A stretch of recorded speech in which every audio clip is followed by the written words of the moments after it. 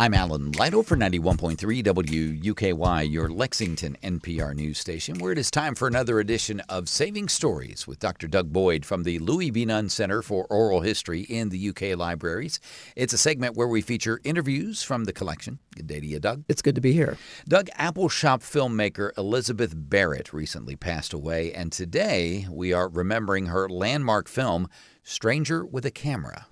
Appalshop has been a national center for community media and cultural production really since 1969. Within the Appalshop creative ecosystem, which is vast, Elizabeth Barret was one of the stars. Her most celebrated film, the 2000 documentary Stranger with a Camera, revisits the 1967 shooting death of Canadian filmmaker Hugh O'Connor in Letcher County, Kentucky. With the war on poverty, the area had already had an influx of reporters, filmmakers, journalists, academics coming in and asking questions, which did anger some residents who felt exploited by how their community was being portrayed. On the last day of filming, Hugh O'Connor, the filmmaker, was shot and killed by Hobart Ison. This is really a remarkable documentary. Now, we don't have an interview with Elizabeth Barret, but we do have an interview with Judi Jennings. Judi Jennings is a native of Lexington, founded the University of Louisville Women's Center, served as the executive director of the Kentucky Foundation for Women for 16 years.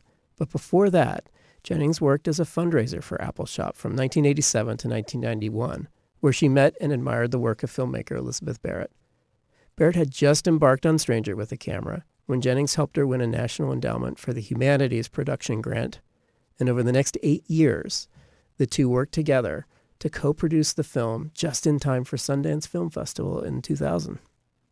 Well, as a researcher, as an academic, when I first started, when I came on there, I thought we could figure out what happened that day and that there would be a truth.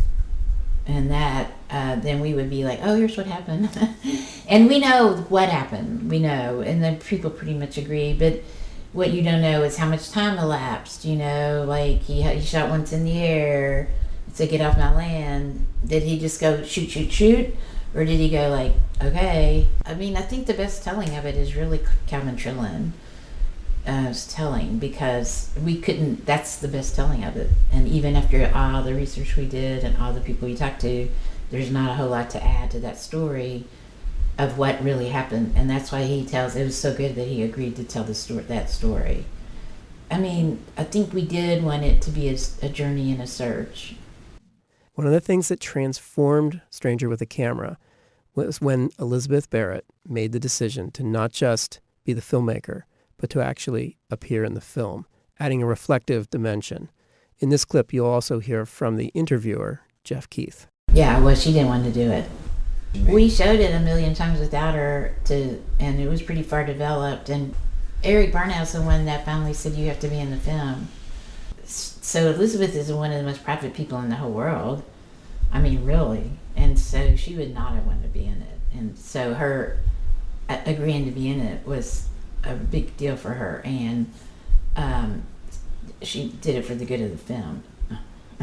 You know, she didn't do it because she wanted to.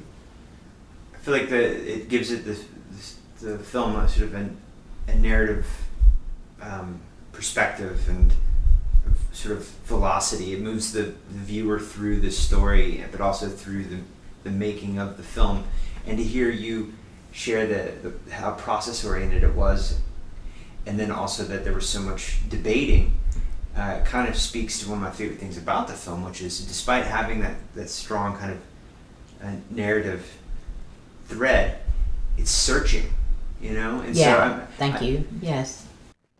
In some ways, this film wasn't about finding answers, but about asking better questions. It went on to be shown at Sundance, and from Sundance, the film traveled widely, sparking many conversations and winning national awards.